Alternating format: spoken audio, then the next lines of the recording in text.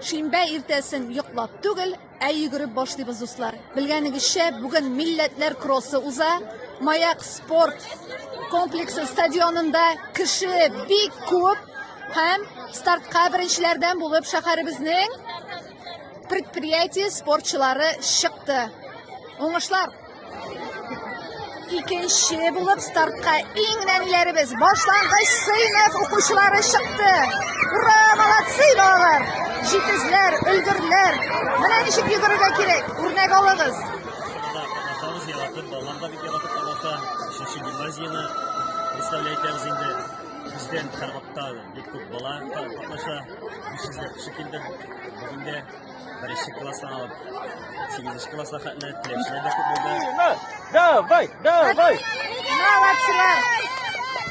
Bizning qizlar, yigitlar finishga keladi.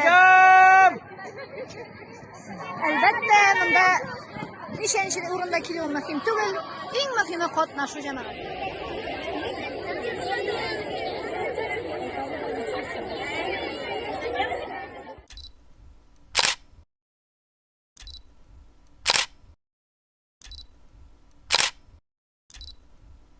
Biz har vaqtda salomat yashash uchun